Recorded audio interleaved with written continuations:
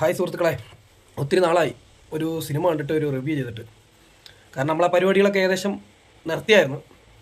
പക്ഷേ ഇന്നൊരു സിനിമ കണ്ടു. ഒരു അഭിപ്രായം പറയാതിരിക്കാൻ പറ്റുന്നില്ല സിനിമ കണ്ടിട്ട്.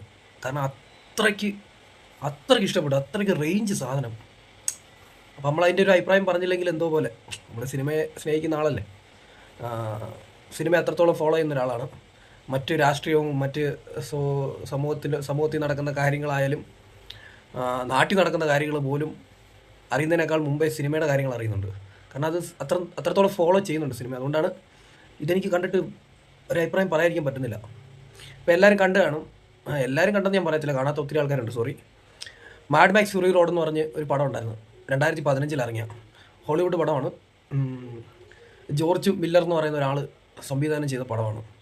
അപ്പോൾ ഈ സിനിമ ആദ്യമായിട്ട് കണ്ട സമയത്ത് വണ്ടറടിച്ച് കിളി പോയതാണ്. എന്തൊരു സിനിമയെന്നല്ല, ഇതൊക്കെ എങ്ങനെ ക്രിയേറ്റ് ചെയ്തു, ഇങ്ങനൊരു ആർട്ട് അല്ലെങ്കിൽ ഇങ്ങനൊരു സിനിമ വിഷ്വൽസ് ഇതൊക്കെ എങ്ങനെ ക്രിയേറ്റ് ചെയ്തു എന്ന് ചിന്തിച്ച് പോയതാണ്.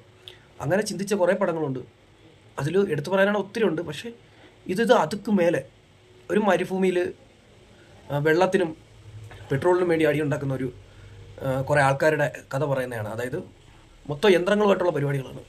അപ്പോൾ ഈ സിനിമ ഒട്ടുമിക്ക സിനിമാ പ്രേമികൾ കണ്ടു കാണും. സിനിമാ പ്രേമികൾ ആരും ഇത് കാണാതിരിക്കത്തില്ല. അല്ലാത്ത ആൾക്കാരുണ്ട്, ഇതിലൊന്നും പെടാത്ത കുറേ ആൾക്കാരുണ്ട്, പടങ്ങളൊന്നും കാണാത്ത, അല്ലെങ്കിൽ ഇങ്ങനെ ഈ ചൂസ് ചെയ്ത് സിനിമ കാണുന്ന, എല്ലാവരും നല്ല അഭിപ്രായം പറഞ്ഞ പടങ്ങൾ മാത്രം കാണുന്ന കുറച്ച് ആൾക്കാരുണ്ട്. അങ്ങനെ പല രീതിയിൽ സിനിമ കാണുന്ന ആൾക്കാരുണ്ട്. പക്ഷേ ഇത് കാണാതിരിക്കാൻ പറ്റത്തില്ല. അതായത് ഇങ്ങനൊരു പടം എന്ന് പറഞ്ഞു കഴിഞ്ഞാൽ മിസ്സാക്കരുത്.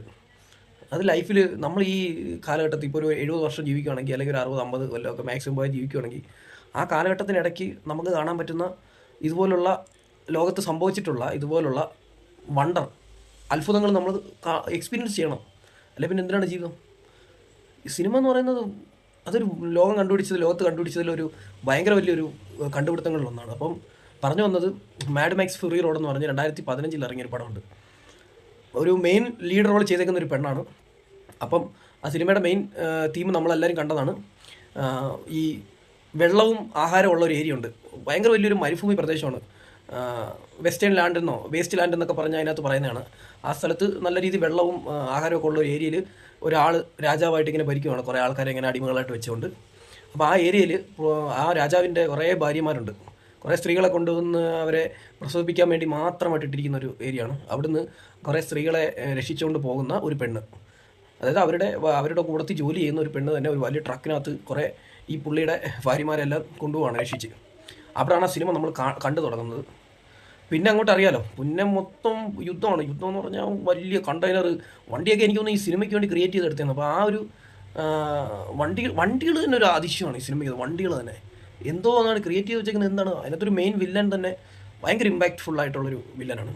അപ്പോൾ ഞാൻ പറഞ്ഞു വന്ന്, ഞാൻ ഇപ്പോൾ കണ്ടതെന്ന് പറഞ്ഞാൽ ഫ്യൂരിയോസ എന്ന് പറഞ്ഞ് ഈ മാഡ് മാക്സ് ഫ്യൂറി റോഡിൻ്റെ സെക്കൻഡ് പാർട്ട് എന്ന് പറഞ്ഞ ഒരു പടം ഇറക്കി. സത്യത്തിൽ അതൊരു പ്രീക്വലാണ്. കറക്റ്റ് ഈ ഫ്യൂരിയോസ എന്ന് പറയുന്ന ഈ 2024 ഇറങ്ങിയ ഈ സിനിമയുടെ ക്ലൈമാക്സ് ആണ് 2015 ഇറങ്ങിയ മാഡ് മാക്സ് ഫ്യൂറി റോഡിൻ്റെ തുടക്കം. അങ്ങനെയാണ് പ്രീക്വലായിട്ടാണ് എടുത്തേക്കുന്നത്. ആ പടത്തിൻ്റെ കഴിഞ്ഞു പോയ കഥ, അതായത് ആ സിനിമയിൽ ലീഡ് റോൾ ചെയ്തിട്ടുള്ള ആ പെണ്ണിൻ്റെ ചെറുപ്പകാലം തൊട്ട് പെണ്ണങ്ങനെ എവിടെ ആ ഏരിയയിൽ എങ്ങനെ വന്നു വിട്ടു, അവിടെ എങ്ങനെ വലിയ ആളായി എന്നൊക്കെ ഉള്ളൊരു തുടക്കമാണ് ഇതിനകത്ത് കാണിച്ചിട്ടുള്ളത്. ചെറുപ്പത്തിൽ അവളെ തട്ടിക്കൊണ്ടുപോയി ആരുടെ കയ്യിലാണ് കൊണ്ട് കൊടുക്കുന്നത്? ഈ സിനിമയിലെ മെയിൻ വില്ലൻ എന്ന് പറഞ്ഞു കഴിഞ്ഞാൽ ഈ 2024 ഇറങ്ങിയ ഞാനിപ്പോൾ കണ്ട ഈ ഫ്യൂരിയോസ എന്ന് പറയുന്ന മാഡ് മാക്സ് സാഗ, ഈ സിനിമയിലെ വില്ലൻ എന്ന് പറഞ്ഞാൽ നമ്മുടെ തോറാണ്. ക്രിസ് ഹെംസ്വർത്ത് എന്ന് പറയുന്ന ഒരു ഹോളിവുഡ് നടന്നത്, നമ്മുടെ മാർവൽ സിനിമയിലെ തോറാണ് ഇതിനകത്ത് മെയിൻ വില്ലൻ. എന്ത് രസമാണ് തോറിൻ്റെ ആക്ടിങ്, ഒരു രക്ഷയില്ല. തോറൊക്കെ വേറെ റേഞ്ച് നടൻ. നമുക്ക് തന്നെ മാർവലിൽ ഏറ്റവും ഇഷ്ടപ്പെട്ട ക്യാരക്ടർ തോറാണ്. അത്രത്തോളം ഒരു ഇഷ്ടമാണ് പുള്ളിയുടെ ആ ഒരു ഓറ, അല്ലെങ്കിൽ ആ ഒരു സ്വാഗൊക്കെ വേറെ റേഞ്ചാണ് ഈ സിനിമയിൽ. ഞാൻ ഈ സിനിമ കണ്ടുകൊണ്ടിരുന്നിട്ട് കുറച്ച് കഴിഞ്ഞ് ഒരു 10-15-20 മിനിറ്റ് കഴിഞ്ഞപ്പോൾ ഞാൻ സത്യത്തിൽ ഈ സിനിമയുടെ ഇത് ഗൂഗിളിൽ സെർച്ച് ചെയ്ത് നോക്കി, ഇത് ഈ തോറ് തന്നെ ആണോ ഈ സിനിമയിൽ അഭിനയിച്ചിരിക്കുന്നത്. കാരണം എനിക്കിത് വേറൊരാൾ പോലെയും ഇടയ്ക്ക് ഫീൽ ചെയ്തു. അതുകൊണ്ട് ഉറപ്പിക്കാൻ വേണ്ടി ഒന്നുകൂടെ സെർച്ച് ചെയ്ത് നോക്കേണ്ടി വന്നു. അത്രത്തോളം ഭയങ്കര ഒരു രക്ഷയില്ലാത്ത ആക്ടിങ് ആണ് അതിനകത്ത് തോറ് ചെയ്തിരിക്കുന്നത്. പിന്നെ ആ പെണ്ണ് ആ തോറിൻ്റെ കയ്യിലെത്തി, ആ തോറിനെ അവസാനം കൊല്ലും. പിന്നെയാണ് ഈ മെയിനായിട്ടുള്ള ഈ ഇമ്മോർട്ടൽ ജോ എന്ന് പറയുന്ന പുള്ളിയുടെ കൂടത്തി വന്ന് അവിടെ വളരുന്നത്, അവിടുന്ന് വലിയ ആളാവുന്നത്, വലിയൊരു ബാട്ടിൽ ഷിപ്പ് അല്ലെങ്കിൽ ഒരു കണ്ടെയ്നർ ലോറി ഓടിക്കുന്നൊരു പെണ്ണായി മാറുന്നത്. അതിനിടയ്ക്കുള്ള കാര്യങ്ങളാണ്, പ്രീക്വൽ കാര്യങ്ങളാണ് ഈ സിനിമയിൽ കാണിച്ചിരിക്കുന്നത്. ഈ രണ്ട് സിനിമയിലും ഏതാണ് മികച്ചതെന്ന് പറയാൻ പറ്റത്തില്ല. അത്രയ്ക്ക് എങ്ങനെ ഇത് ക്രിയേറ്റ് ചെയ്യുമെന്ന് എനിക്കറിയാൻ വയ്യ. സത്യസന്ധമായിട്ട് പറയാം, ഈ ഒരു 2050 ഇന്ത്യൻ സിനിമയിൽ ഇതൊരു പടം എടുക്കാൻ പറ്റത്തില്ല. അത് ഇതുപോലൊരു ക്രിയേഷനൊന്നും ഇവിടെ ഒന്നും പറ്റത്തില്ല. അതിനുള്ള ടെക്നോളജി സത്യം പറഞ്ഞ ഇന്ത്യൻ സിനിമകളിലില്ല, അതിനുള്ള ഡയറക്ടർമാരും ഇല്ല. ഇത് മഹാ അത്ഭുതമാണ് സൃഷ്ടിച്ചു വെച്ചേക്കുന്നത്. എന്തുവാണിത്? ഭയങ്കരം. ഈ സിനിമയുടെ തുടക്കത്തിൽ, അതായത് ഈ കുട്ടിയായിട്ടിരിക്കുമ്പോൾ ഈ ലീഡ് റോള് ആക്ട്രസ് കുട്ടിയായിട്ടിരിക്കുമ്പോൾ തട്ടിക്കൊണ്ടുപോയി തോറിൻ്റെ അടുത്ത് കൊണ്ടുപോയി, തോറിൻ്റെ അവിടുന്ന് ഈ കുട്ടിയെ വേറൊരു അടുത്ത് കൊടുക്കുന്നു, അതായത് ഇമ്മോർട്ടൽ ജോ എന്ന് പറയുന്ന പുള്ളിയുടെ അടുത്ത് കൊടുക്കുന്നു. തോറ് അതിന് ശേഷം പടയായിട്ട് വരുന്നു. പടയായിട്ട് വന്നിട്ട് ഈ ഇമ്മോർട്ടൽ ജോയുമായിട്ട് യുദ്ധം പ്രഖ്യാപിക്കുന്നു. അവിടെ നിന്ന് രക്ഷപ്പെട്ടു പോകുന്നു. കാരണം ഇവരും അതിലും വലിയ സെറ്റപ്പായിട്ടിരിക്കുക. പിന്നെയാണ് പോയി പെട്രോളിയം ഗ്യാസ് സ്റ്റേഷൻ എന്ന് പറയുന്നൊരു സ്ഥലമുണ്ട്.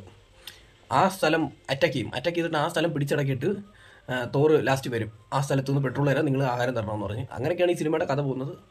അവസാനം നമ്മുടെ തോറിനെ തട്ടുന്നു. ഇതിനകത്ത് കഥയോ അല്ലെങ്കിൽ ഇതിൻ്റെ സ്ക്രീൻ പ്ലേയോ ഒന്നും ഇതിനകത്ത് ഒരു സംഭവമായിട്ട് പറയാൻ പറ്റത്തില്ല. ഇതിൻ്റെ മേക്കിംഗ് വിഷ്വൽസ് വേറെ വാക്കുകളില്ല. അതായത് ഒരു രക്ഷയില്ലാത്ത പടം, വേറെ റേഞ്ച് പടം എന്ന് പറഞ്ഞാൽ 2 തവണ കണ്ട്. അതൊക്കെ ഇന്നത്തെ കാലത്ത് സത്യം പറഞ്ഞു കഴിഞ്ഞാൽ ഒരു പടം പോലും കണ്ട് തീർക്കാൻ പറ്റത്തില്ല. ആ സമയത്താണ് ഒരു പടം കണ്ടിട്ട് അത് തന്നെ വീണ്ടും ഒന്നുകൂടെയൊക്കെ കാണാൻ പ്രേരിപ്പിക്കുന്നെങ്കിൽ അതിൻ്റെ റേഞ്ച് ഒന്ന് ആലോചിക്കണം. ഒരു രക്ഷയില്ലാത്ത പടം, അടിപൊളി പടം. കണ്ടിട്ടില്ലെങ്കിൽ സീരിയസ് ആയിട്ട് പറയുക, ഈ 2024 ഇറങ്ങിയ മാഡ് മാക്സ് ഫ്യൂറി റോഡിൻ്റെ ഫ്യൂരിയോസ മാഡ് മാക്സ് ആക ഈ സിനിമ കണ്ടിട്ട് 2015 പടം കാണണം. ഈ രണ്ടും കാണാത്ത ആൾക്കാർ, അത്ര എനിക്ക് പറയാനുള്ളൂ. കാണാത്തവരുണ്ടെങ്കിൽ ധൈര്യമായിട്ട് കാണുക. അതുപോലൊരു സംഭവമാണ്.